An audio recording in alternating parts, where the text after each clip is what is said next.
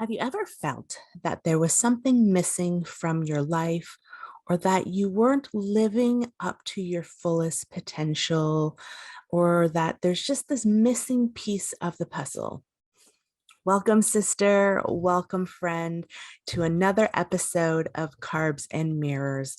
My name is Alicia Ha, and I am honored to be your host. Each episode, we talk about all things health, beauty, mindset, and how can we get to a place where we redefine what that means without any shame, blame, guilt, or judgment.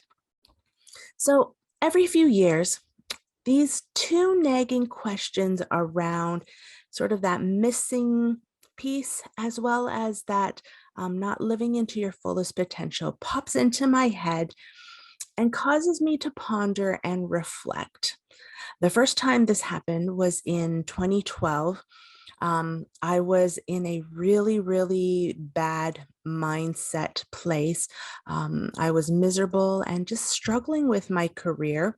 Um, and it wasn't even so much that I wasn't successful, but it was just feeling like it wasn't the right kind of job for me. So I used to be a structural engineer, and it was something that I had pursued in that based out of responsibility and just even trying to live up to what my culture required me to live up to. And so I pursued engineering and I did well in it. It was a thriving career. I was actually being groomed to take over the family business. But there was this nagging sense that I wasn't really living up to my fullest potential, that I could do this job, but it wasn't the thing that I was necessarily placed on this earth to do. And so by taking a hard look at my life at that time, it actually eventually led me to make a big decision, something that I kind of had to choose either between disappointing both my culture as well as my parents, or do I choose myself? And so in that moment, I decided to step away from that thriving and just financially rewarding, but super draining career and just start exploring the things that brought me more joy. So, why do I bring this up? Well, recently, this question has popped up again into my head.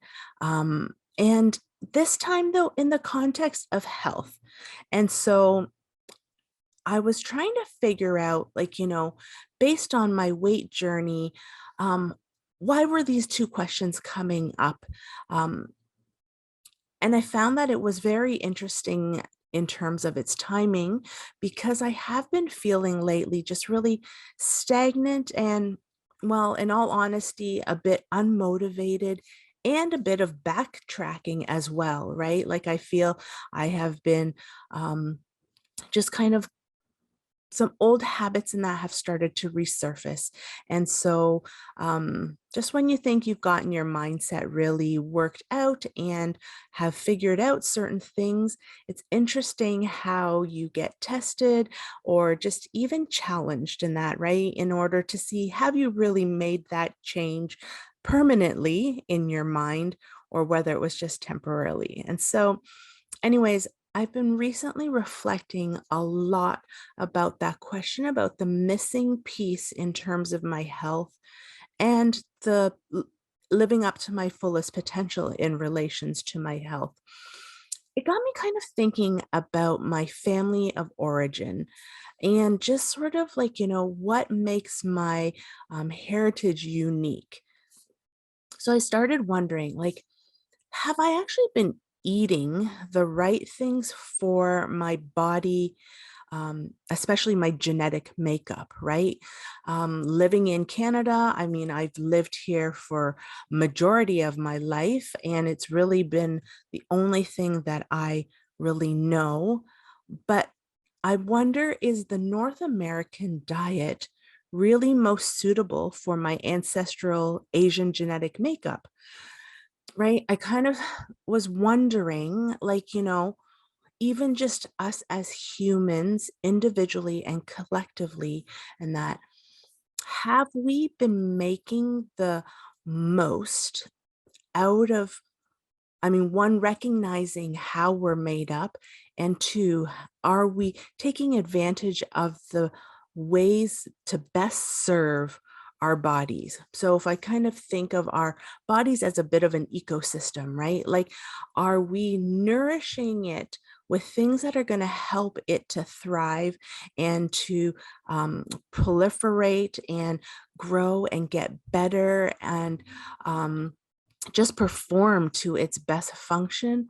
Or have we been tainting that ecosystem with things that, aren't necessarily bad? It just means that we weren't genetically made up to digest that, right? So, for example, in that, I've been thinking a lot about if I look at an Asian diet, it tends to be a lot of stir fries, a lot of very, very small amounts of protein in terms of meat. I mean, whenever it's, we've had family dinners and that it's usually meat that's cut up into smaller portions and shared amongst the entire family, as opposed to each of us individually been given a piece of steak. And so just wondering whether that plays a difference in it. The other piece would be I tend to have more of a bread as my main carb, as opposed to having more rice and noodles. Whether that is a difference as well, right? Like, I think of like, and this is where I'm just learning and trying to explore and see, because I haven't been really exposed to that lifestyle as much. I wonder whether that might be contributing to why some of the digestive situations that I've been having. And so, yeah, I think that it's something worthwhile to explore. And I feel like, as we learn more and more to embrace who we are and how we are made up uniquely, will help to contribute to making us be that better version of ourselves, right? Like, I think of like, certain cultures and that um, have been genetically made up to enjoy foods that way. So I think of, for example, my nieces, they are actually biracial. And so they have part Asian genetics as well as a combination of some French, Irish, and Italian in them.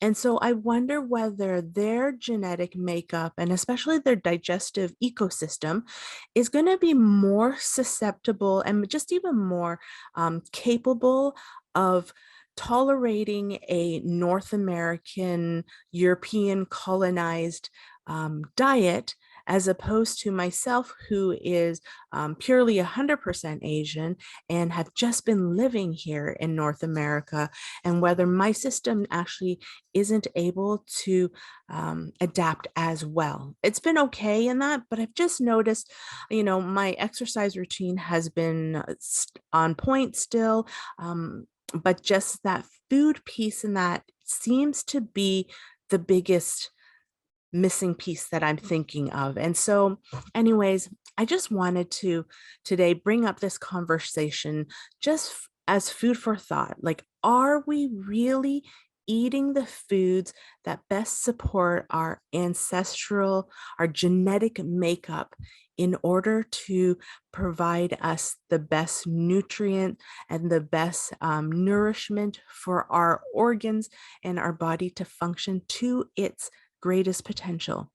And so, anyways, I would love to keep this conversation going. And if you have any insights in that, I am always open to hearing about them. And so, thank you so much for joining me on another episode of Carbs and Mirrors.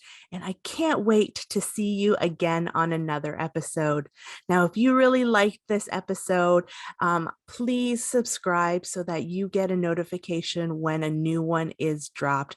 And while you're in the Igniting Community channel, please check out all the other amazing speakers.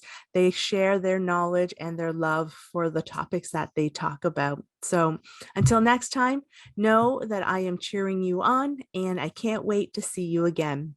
Take care.